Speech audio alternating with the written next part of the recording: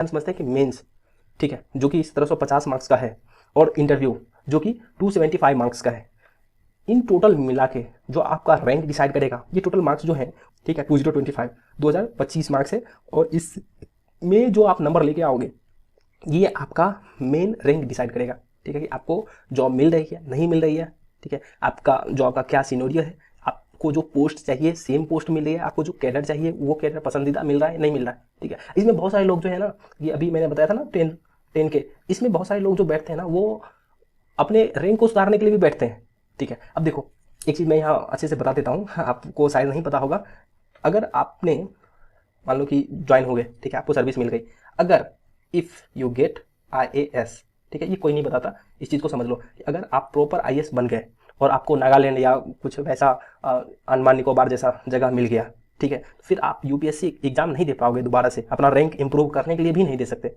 आपको जो पोस्ट मिल गई, जो कैडर मिल गया, आपको उसी से संतोष करना पड़ेगा। तो इस चीज़ को गांठ बांध लो कि अगर आपका नंबर कम आया और आपको जो पोस्ट चाहिए वो नहीं मिला और आपको रैंक मिल गई, IAS आप बन गए, IPS का नहीं मिला, IAS ही मिल गया, लेकिन आपका जो कैडर होना चाहिए मन पसंदीदा वो नहीं मिला, तो आप दोबारा से प्रीलिम्स नहीं दे सकते, ना ही मेंस लिख सकते, ठीक है, आप दे ही नहीं पाओगे, हो गया आपका खत्म।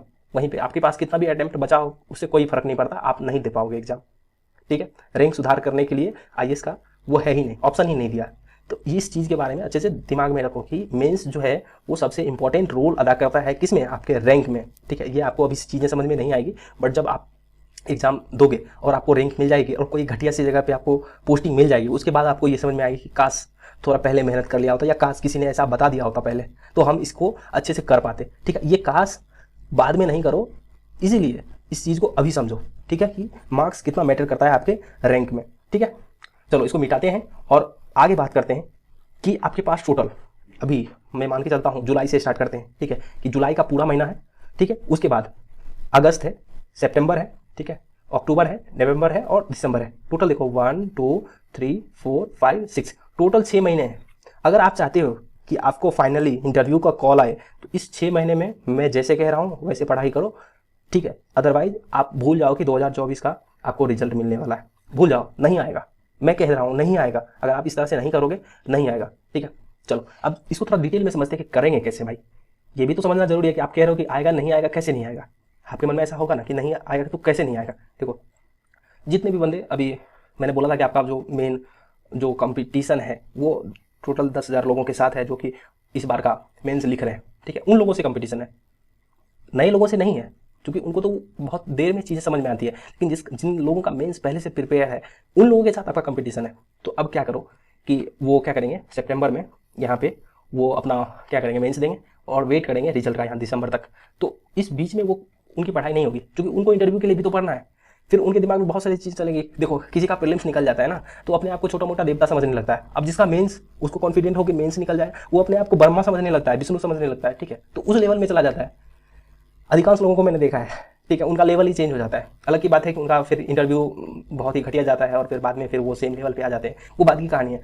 लेकिन इस टाइम जब वो मेंस लिख के आते हैं तो फिर उनका जो लेवल रहता है ना वो अलग ही रहता है। फिर उस टाइम वो पढ़ाई नहीं करते।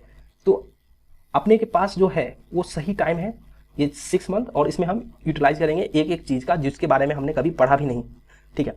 दिसंबर, ठीक है, ये दिसंबर, ये 2023, ये दिसंबर 2023 तक में हम क्या करेंगे, प्रीलिम्स के बारे में पढ़ेंगे, ठीक है। प्रीलिम्स में क्या करेंगे, जितने भी सब्जेक्ट हमने इग्नोर कर दिए, जिस सब्जेक्ट को हमने ध्यान भी नहीं दिया, जैसे कि आर्ट एंड कल्चर, ठीक है, ancient history, medieval history, modern history में कुछ ऐसे टॉपिक्स हैं जिसको आपने सोचा कि अरे इसको तो बाद में करेंगे, याद भी नहीं है कि किसको बाद में करना है। जो भी सब्जेक्ट हमने इग्नोर किए हैं, do not ignore any subject. मैं यहाँ पे ये कहना चाहूँगा, अगर आपने किसी भी सब्जेक्ट को इग्नोर किया है आपको बहुत भारी पड़ेगा।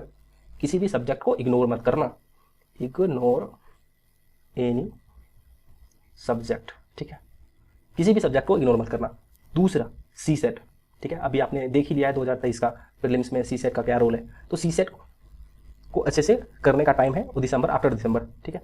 नेक्स्ट ऑप्शन की जो प्रैक्टिस हमने नहीं करी है, जो भी ऑप्शन है उसकी प्रैक्टिस करना है। ये सब चीज़ें हम करेंगे दिसंबर के बाद, ठीक है, जब हम स्पेसिफिक प्रीलिम्स के बारे में पढ़ेंगे। बट अभी सवाल आता है ये वाला कि अभी जुलाई टू दिसंबर करेंगे क्या भाई, इसमें करो मेंस की तैयारी, ठीक है। अब मेंस में क्या करेंगे इसको समझते हैं, इसको डिलीट करते हैं और यहाँ समझते हैं कि मेंस में हम क्या पढ़ेंगे। देखो यहाँ पे मैं लिखता हूँ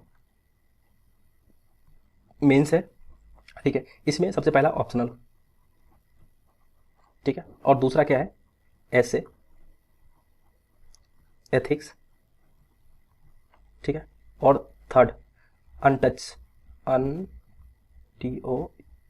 अनटच्ड सब्जेक्ट, ठीक है, जिस सब्जेक्ट को अभी तक हमने छुआ भी नहीं। ठीक है, अब वो कौन कौन से सब्जेक्ट हैं एक एक करके बात करते हैं। देखो ऑप्शनल आपका ये सितंबर जो यहाँ चल रहा है ना, यहाँ तक आपका कंप्लीट होना चाहिए, बट मैं आपको ग्रेस दे रहा हूँ, दिसंबर तक आपका ये पूरा कंप्लीट होना चाहिए। ट्राई करो कि नवंबर में ही कंप्लीट हो जाए। ठीक है, अगर नवंबर में आपने इस चीज़ को कंप्लीट कर लिया अपना ऑप्शनल, ठीक है, ऐसे एथिक्स और जो जिस सब्जेक्ट को आपने आज तक छुआ भी नहीं है वो सब चीज़ें अगर आपने यहाँ नवंबर तक कर लिया तो बहुत ही सही रहेगा। ठीक है, अब मैं बात करता हूँ वो उन सब्जेक्ट के बारे में जिसको आपने अब तक अनटच्ड सब्जेक्ट में रखा है और उसको आप जानते भी नहीं है कि इसके